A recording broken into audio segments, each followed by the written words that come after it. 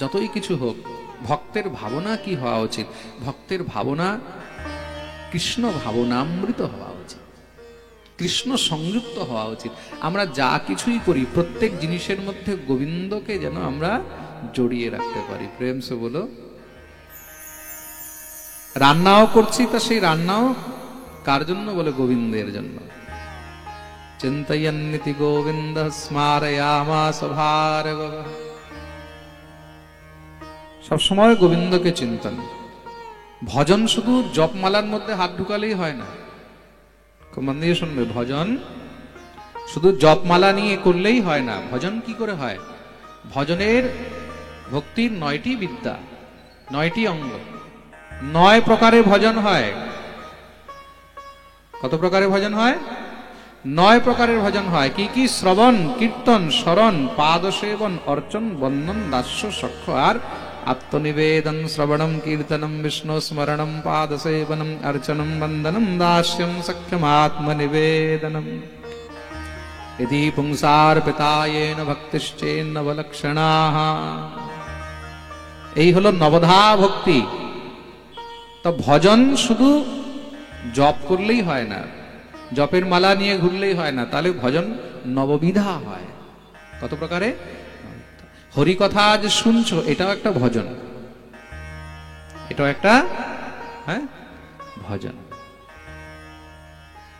তুমি যে চিন্তন করছো, রান্না করতে করতে তুমি যদি গোবিন্দের চিন্তন করছো, কি বলে গোবিন্দের জন্য কি রান্না করব, ঠাকুরকে আজকে কি ভোগ লাগাবো, এটা ঠাকুর ঠিক পছন্দ করবে, এটা আমার গোপাল ঠিক পছন্দ করবে, গোপালকে এই যে রান্নাটা দিচ্ছি এত গরম গরম দিলে যদি গোপালের মুখ পুড়ে যায়, তাই তো? বেশি গরম খেলে কি হয়? আমাদেরও মুখ ভিতরে পুড়ে যায়, জিহ্বা অনেক সময় জ্বলে যায়, তালুকা জ্বলে যায়, জ্বলে যায় না? তা গোবিন্দকে চিন্তন করে যখন তুমি সেই ভাব দিয়ে তার জন্য রন্ধন করবে, সেটাও একটি ভজন, সেটাও একটি ভজন, চিন্তন। ঘরের মধ্যে ঝাড়ু দিচ্ছ, ঝাড়ু দিতে হতেও গোবিন্দের চিন্তন করা যায়, করা যায় কিনা? ঝাড়ু দিতে দিতেও গোবিন্দের চিন্তন করা যায়, তার চিন্তন। তা নিজের চিন্তনকে যদি তুমি গোবিন্দের মধ্যে মনোবেশিত করে রাখো, নিবেশিত করে রাখো, সেটাও একটি ভজন। তা সবকিছু কৃষ্ণময় হওয়া উচিত। কিসে হওয়া উচিত? কৃষ্ণময়। তা সেটা কখন হবে? যখন গোবিন্দের প্রতি প্রীতি জাগ্রত হবে। কি জাগ্রত হবে? প্রীতি, প্রেম জাগ্রত হবে। যখন প্রেম হয় না, তখন প্রিয়তম ছাড়া আর কিছু দেখা যায় না, আর কিছু দেখতেও তখন ইচ্ছা হয় না, তাই তো?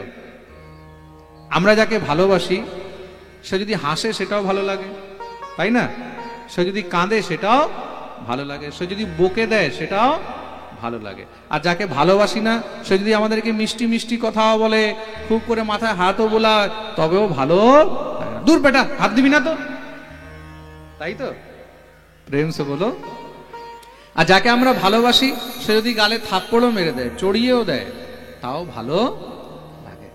তো সেই ভালোবাসা, সেই প্রীতি, সেই প্রেম যদি গোবিন্দের সঙ্গে হয়, সেই প্রীতি যদি ঠাকুরের সঙ্গে হয়, মনঃ কৃষ্ণে নিবেশয়েৎ, তখন কি ঠাকুরের সবকিছুই ভালো লাগবে, তখন গোবিন্দে সবকিছুই ভালো লাগবে। টেढ़ी सी तेरी चितवन, আহা, তার তখন চোখও ভালো লাগবে, তার নাকও ভালো লাগবে, তার ঠোঁটও ভালো লাগবে, তার গালগুলোও ভালো লাগবে, তার এই কালো রংটাও ভালো লাগবে, সে যা পরে আছে সেই কাপড়টাও ভালো লাগবে, তার ময়ূর পাখাটা যখন দেখবে সেটাও ভালো লাগবে, তার চরণটাও ভালো লাগবে, আর চরণের মধ্যে যে ফুল আছে সেই ফুলটাও ভালো লাগবে, আর সেই ফুলের মধ্যে যদি কোনো পোকা বসে থাকে সেই পোকাটাও ভালো লাগবে। এটা হলো কৃষ্ণ ভাবনা। তা আমাদের সর্বস্ব যেন কৃষ্ণ ভাবনামৃত হয়। কৃষ্ণ প্রাপ্তি করম শাশ্বত সাধনম তদ্বদাধুনা। আমাদেরকে কিছু চাই না, আমাদেরকে সেই রাস্তা বলুন যে রাস্তার দ্বারা আমরা গোবিন্দকে পেতে, আমরা যেন কৃষ্ণকে পেতে পারি, আর কিছু চাই না। শ্রী সুতজি মহারাজ সুন্দর করে উপদেশ করলেন, খুব মন দিয়ে শুনবে। প্রীতি শৌনক চিত্তে তে হৃতো বচমি বিচার্য চ সর্ব সিদ্ধান্ত নিষ্পন্নম সংসার ভয়নাশনম। তোমাদের সমস্ত মনের চিন্তা দূর করার জন্য সমস্ত সিদ্ধান্তের সার তোমাদেরকে বলছে। সার, সার মানে একদম শ্রেষ্ঠতম, পবিত্রতম, তার উপরে আর কিছু নেই, একদম লাস্ট। নট দুধ, নট দহি, দুধ নয়, দই নয়, ননি নয়, তাহলে কি বলে তারও উপরে, মানে ঘি। একদম তোমাদেরকে পুরো পাকাপুক্ত জিনিস দিয়ে দিচ্ছি। প্রেম সে বলো, পাকাপুক্ত জিনিস। দুধ কি হবে বলে 2 দিন থাকবে, ফেটে যাবে, নষ্ট হয়ে যাবে, কেটে যাবে, দুর্গন্ধ হবে। দই থাকবে 2 দিন থাকবে, 3 দিন 4 দিন পরে নষ্ট হয়ে যাবে। ননি থাকবে 2 দিন পরে নষ্ট হয়ে যাবে। ঘি থাকবে, মহারাজ মাসকে মাস কিছু হবে না।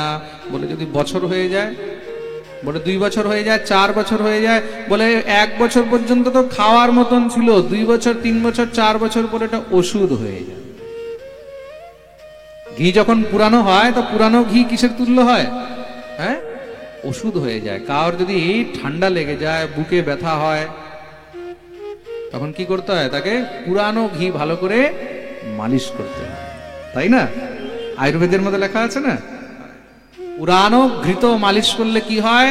তখন তার যদি বুকে কফ জমে আছে, দীর্ঘদিনের কফ যাচ্ছে না, শ্বাসকষ্ট হচ্ছে, পুরানো ঘি মালিশ করে দাও, কন্টিনিউ 1 মাস 2 মাস পুরানো ঘি মালিশ করে দাও, একদম চাঙ্গা হয়ে যাবে মানুষ। পুরানো ঘিয়ের এত দম রয়েছে। প্রেম সে বলো তদ্রুপ আমি যেই শাস্ত্র তোমাদেরকে শোনাতে যাচ্ছি সেটা হলো সার, সেটা হলো সার। আর এটা ওষুধ হয়ে গেছে। এখন কি হয়েছে? ওষুধ, অমৃতের মতন হয়ে গেছে। কিসের মতন হয়েছে? অমৃতের মতন। তার নাম কি? বলে শ্রীমদ্ ভাগবতম শাস্ত্রম কলোকিরেণ ভাষিত। তার নাম হলো শ্রীমদ্ ভাগবত। বলিয়ে ভাগবত ভগবান কি জয়।